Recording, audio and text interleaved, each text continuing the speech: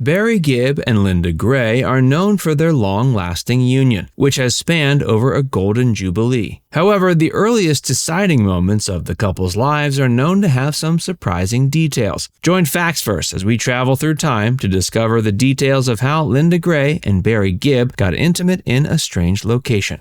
The 74-year-old icon of the Bee Gees stated that he had met the then beauty queen Linda during the band's appearance on Top of the Pops, and that the night had concluded with the two of them getting cozy with the Daleks in the most bizarre spot imaginable. In 1967, the Bee Gees were invited to give a performance at the Top of the Pops. Their lead singer Barry met his future wife Linda there. The week that Massachusetts was ranked first on the charts, Barry says Linda was the hostess, and to his surprise, she'd never heard the song before. After meeting during the performance, they hit it off right away.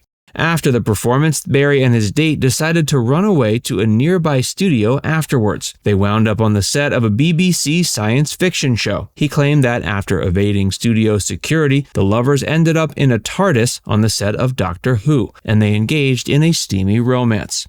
Those not familiar with British sci-fi, the Doctor's means of interstellar travel is a TARDIS, an acronym for Time and Relative Dimension in Space. Due to a technical flaw, it's permanently locked in the shape of a 1950s police box, which has become a defining feature of the sci-fi series since its inception in 1963.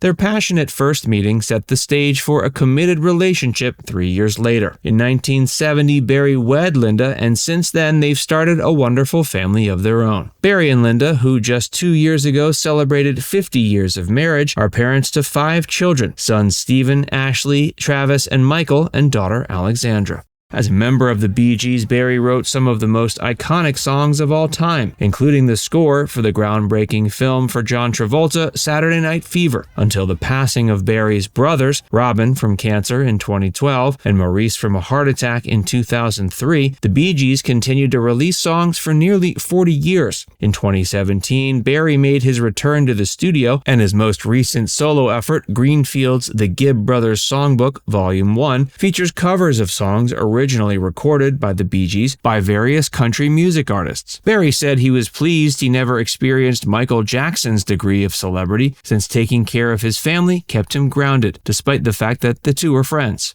In terms of the personal lives of the Bee Gees, its lead vocalist Barry had already been married to Maureen Bates, whom he wed in 1966 when he was just 19. However, the pair divorced in 1970, and Barry soon after wed Linda Gray, who had just been crowned Miss Edinburgh at age 17. They split their time between Miami and England with their 5 children and 7 grandchildren.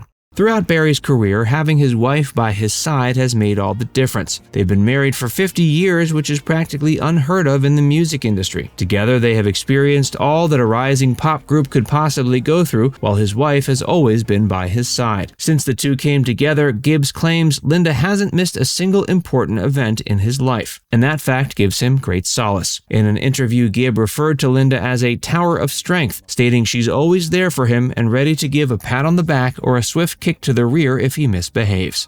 Before we tell you more, be sure to give this video a like and subscribe to FactsVerse if you haven't already. Barry gives his wife credit for much of his achievements and expresses gratitude from keeping him from following the other Gibbs down a bad road. Andy Gibb suffered from heroin use, and Maurice had problems with alcoholism. He told The Guardian in 2020 his brothers had to face their demons on their own, but he was married to a woman who would not put up with his bad behavior. He recounted the story of the moment he decided to stop buying drugs after having to flush them all down the toilet each time he brought them home in order to not upset his wife. Since Linda had been so adamant about keeping Barry from following in the footsteps of his brothers, Barry considers himself fortunate to have married her. Her assistance allowed them to serve as admirable role models for his younger brothers. Barry's also discussed how he and his wife have been faithful during their 50-year marriage, despite several opportunities for both of them to cheat. It certainly wouldn't have come as a surprise if Barry had more marriages than he does, given that he was a sex icon in his day. Although his success and affluence may have made it tempting to cheat, he never did. Linda was likewise stunningly beautiful, and her attractiveness never faded. In a 2016 interview with the New York Post, Barry even recalled a time when Steve McQueen tried to steal Linda away from him. He continued by saying she's stunningly attractive and had as many opportunities to dishonor their marriage, but chose to be faithful.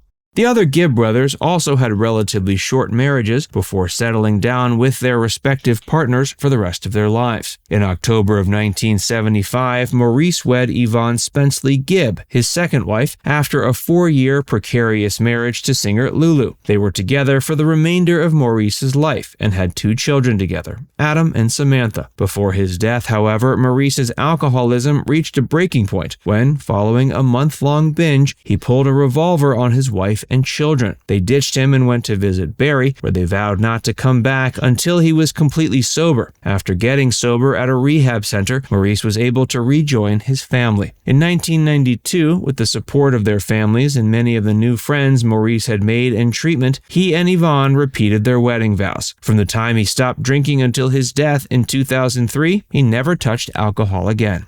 In 2006, Barry and Linda Gibb purchased the Tennessee home of Johnny Cash and June Carter Cash, who had both died in 2003. They reportedly spent $2.3 million on the mansion, which had been constructed in 1968. The Gibbs intended to renovate the house, and they were nearly finished when a fire broke out in April of 2007. They made the decision to maintain the original foundations while constructing a new house. The couple later sold the waterfront home to Lake House Holdings LLC in March of 2014 for $2 million.